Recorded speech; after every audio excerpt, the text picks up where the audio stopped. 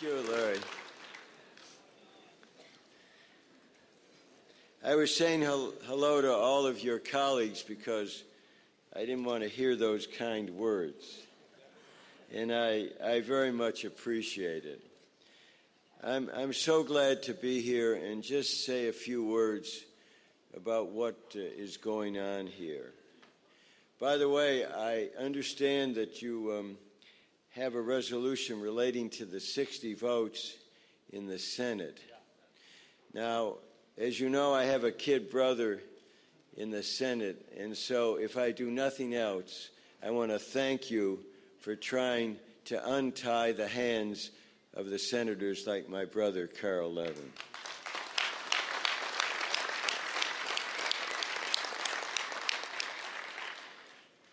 I was trying to remember the stories that my beloved late wife of over 50 years and I used to tell our kids. And I think Peanuts was very much in vogue in those days, as I remember it. Remember Peanuts? Yeah, you're all too young. And one of his famous expressions was this: the enemy, I know the enemy, and the enemy is us. Remember that? You're old enough to remember. Pogo. Oh, it was Pogo. Jeez, you are old enough to correct you. Listen, keep at it. I was once a labor lawyer. And I learned my clients talk back to me all the time. And they would get in trouble. They'd say to me, Sandy, that's right, it was Pogo. They'd say, my job is to get into trouble, and your job is to get us out of trouble.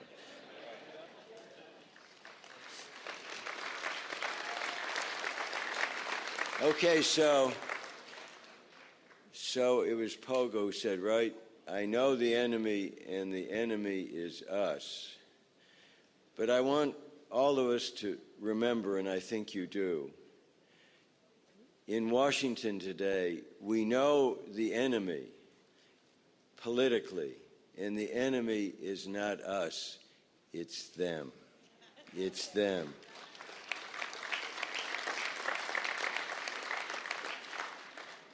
As chair of the Ways and Means Committee, my colleagues and I and all of us face this deep hole that the Republicans dug.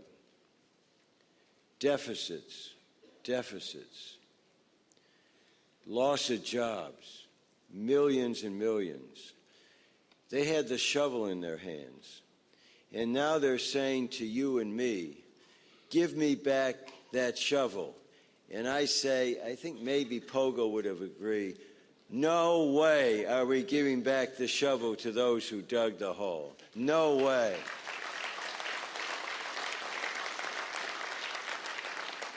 For example, unemployment comp.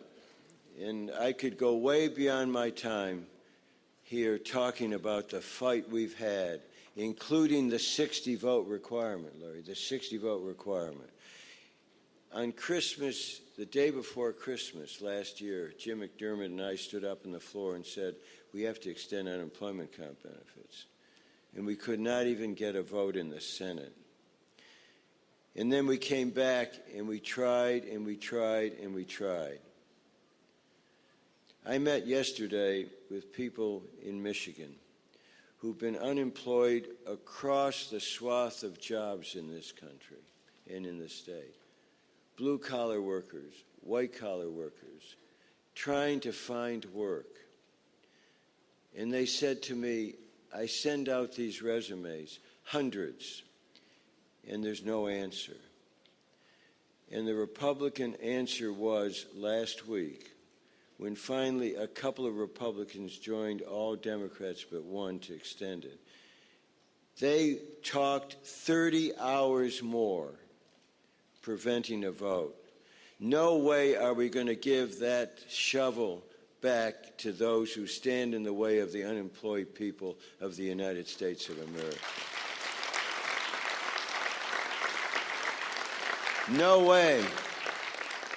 Social Security, I'm going to quickly go through, if I might, the issues that come before Ways and Means. Social Security, they say, and they still say, privatize. And we say to them, no way, no way. Health care, and I know you have fought this wonderful union for health care for all your members. And you achieved it. You're still fighting to keep it. And to the credit, Larry, of all of you, you have said, we're fighting to keep our health care, and we're going to fight so health care is available to everybody in the United States of America. And so we pass it. And so what do they say?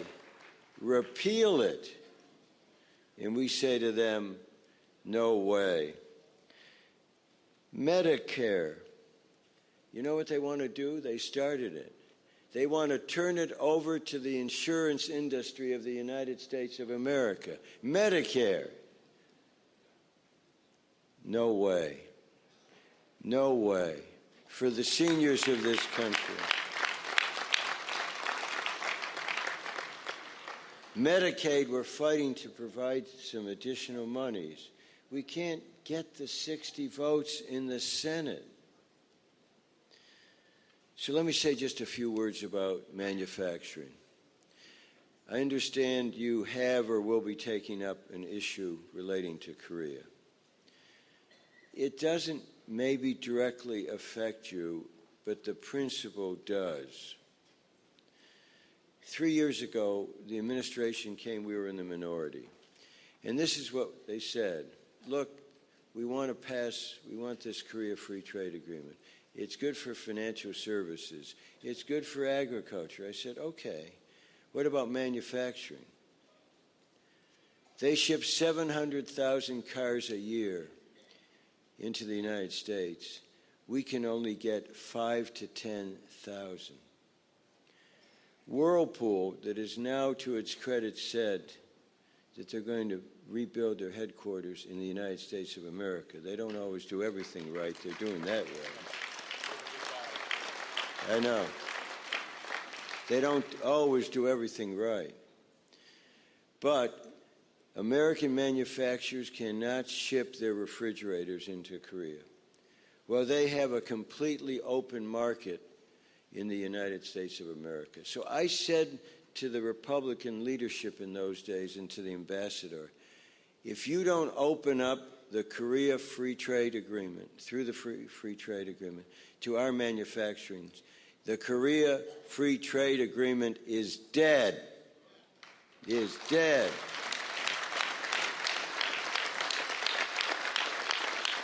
And they didn't like it, but I kept my promise.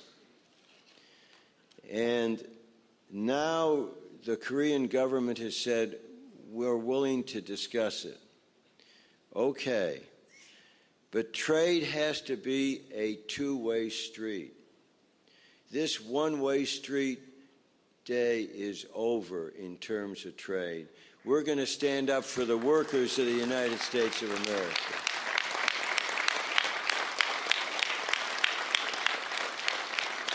Now, I just want to say a word about employee free choice.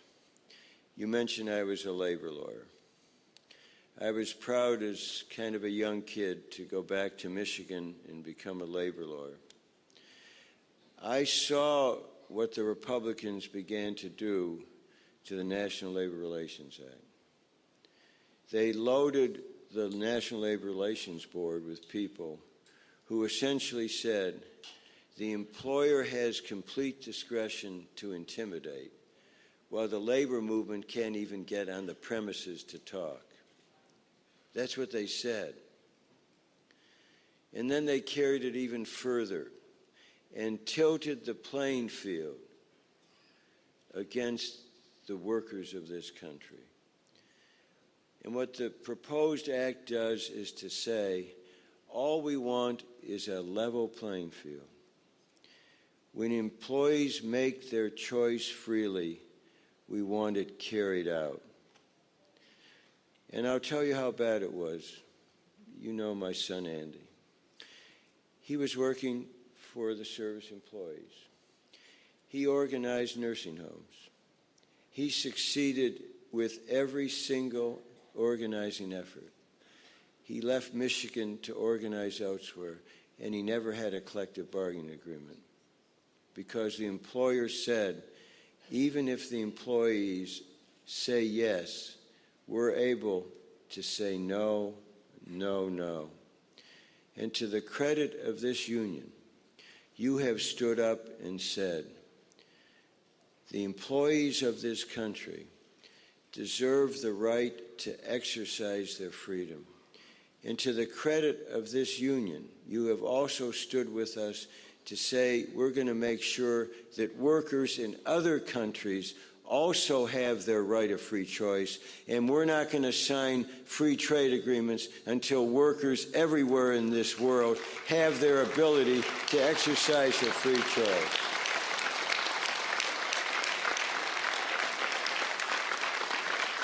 So I'm proud we've said that. Trade agreements come before the Ways and Means Committee. We're fighting for free choice everywhere. And so I get back to what Pogo said about who the enemy is. And I don't mean that in the harshest sense, but I mean it in the real sense politically and in terms of policies in this country. We have learned who our political enemy is. It isn't us. It's them. This is, I think, the most decisive election, and I've been through a few in my political lifetime, coming in November. We have a choice of this. An administration that has opened the door of opportunity for more and more Americans, have tried to dig out of this deep hole and create jobs. Has it been perfect? No way. Has the effort been intense? Absolutely yes. We have to retain our strong majorities in the House and the Senate of the United States in November, because otherwise they're going to continue to try to turn the clock. You're here because your union has been moving the hands of the clock more and more towards opportunity for every single American in this union and without.